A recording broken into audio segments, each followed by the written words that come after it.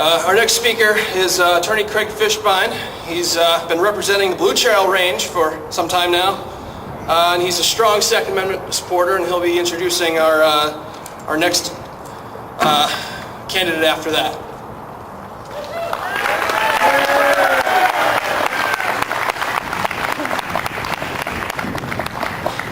You know, sometimes you wear sunglasses to protect your identity.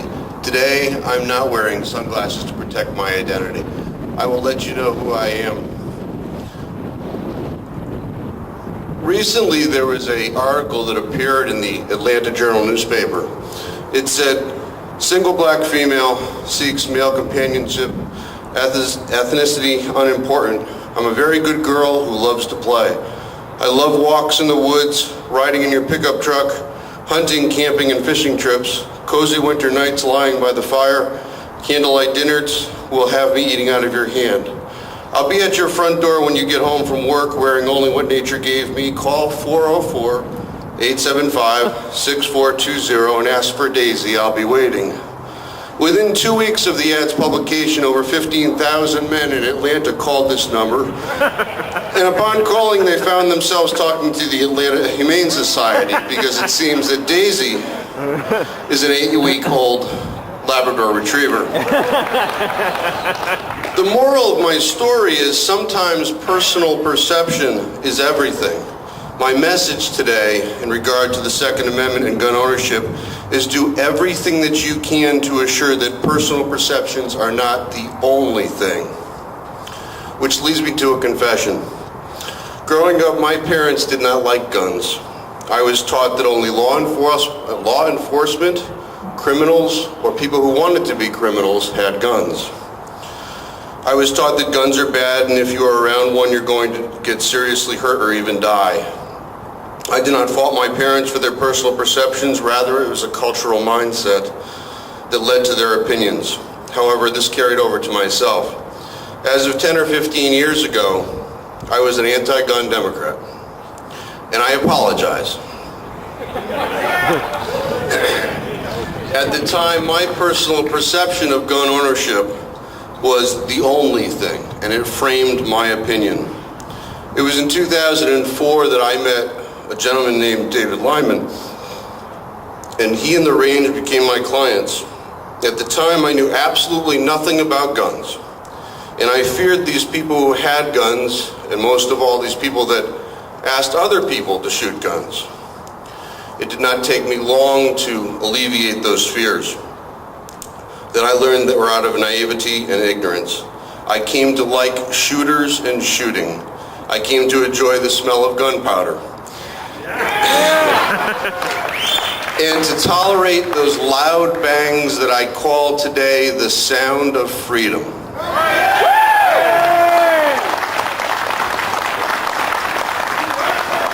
Today, due to my exposure to gun ownership and to safe gun handling and to gun owners, I live by the following words and find myself saying these words every day.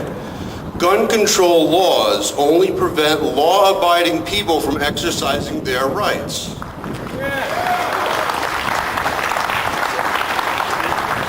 Today, my wife and I are both permit holders. I will not take the time today to describe our home arsenal or the ammunition count because I fear that Michael Lawler will send the Capitol Police to our home while we are here. Nonetheless, today I proudly and vigilantly represent Blue Trail Range located in Wallingford, Connecticut. By way of background and not advertising, Blue Trail Range is the largest open to the public shooting range in New England and possibly the whole East Coast. It is not a club. Anybody can go there and shoot as long as you are safe. I grew up in Wallingford, where Blue Trail Range is located. I didn't even hear of Blue Trail Range until I was about 35 years old, which is a shame because Blue Trail Range is an important and vital part of our history. During Civil War, the Tang 1 gun sight was developed by a William Lyman. And as we got into World War I and World War II, almost every firearm that was used by our military had a Lyman gun sight on it. During the 1960s, Winchester even tested anti-tank weaponry there.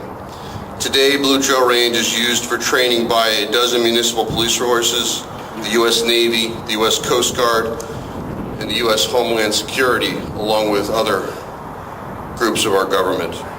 Blue Trail Range is home to one of the largest junior rifle clubs around, with approximately 150 high school students competing every year at that facility. When Phil Axelrod came up here before and he mentioned someone who taught him how to shoot, I believe it was David Lyman in Blue Trail Range where Phil learned how to shoot. It's exposing children, our youngsters, to shooting that will help break this personal perception that the Second Amendment is bad. But as you've probably read in the newspapers or seen on TV, there's currently someone trying to close Blue Trail Range. They've claimed that bullets have hit homes and that bullets are creating lead contamination. I just want to take a little time to address those things because we don't get the opportunity to do this. We are in litigation. For anybody familiar with Blue Trail Range, you will know that the main outdoor range, there's 20 handgun positions and 100 rifle positions. Behind the target spots is an earthen backstop that is higher than some homes. After the backstop, there are some woods followed by a reservoir and then a mountain approximately 735 feet high.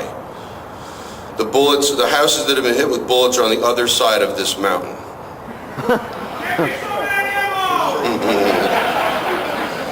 The person who sued the range is a real estate developer on the other side of the mountain. It has approximately 250 acres. He has lived there for many years. He is a gun owner himself and he used to own a bullet manufacturing company. He is a hunter and admits that he has hunted on and shot firearms on his property.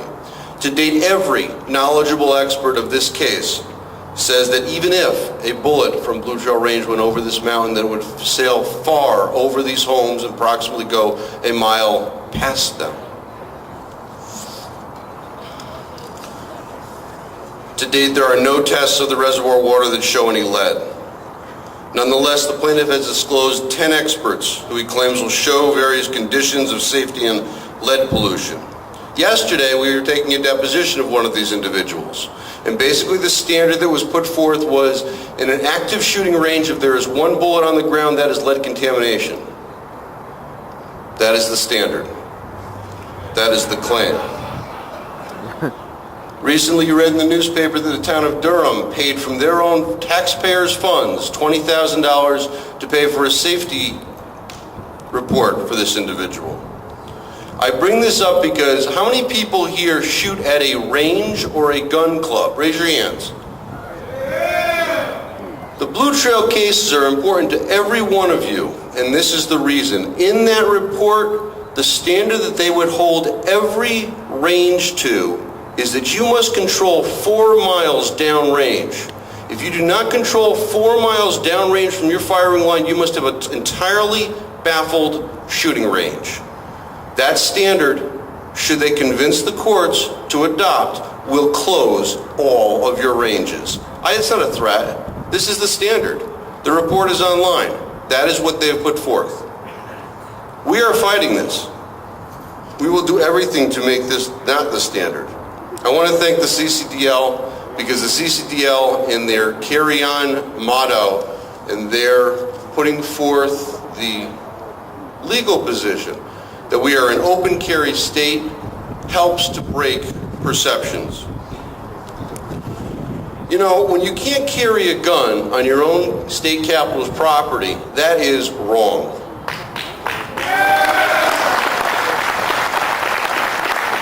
When it takes 3 years to appeal the revocation of a pistol permit, that is wrong.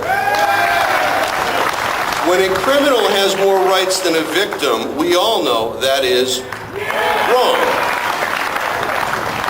When a government says that a bayonet lug is going to hurt someone, that is wrong. When a government has bigger and better weapons than the people that created it, that is wrong. When the government flies the Russian flag at the state capitol but refuses to fly the Gadsden flag, that is wrong. Before I close, I want to leave you with another story. A police officer recently pulled over a car for speeding. When the officer asked the driver why he was speeding, the driver answered that he was a magician and a juggler. And he was on his way to Hartford to do a show that night for a birthday party and didn't want to be late. The officer told the driver he was fascinated by juggling, and if the driver would do a little juggling for him, that he wouldn't give him a ticket.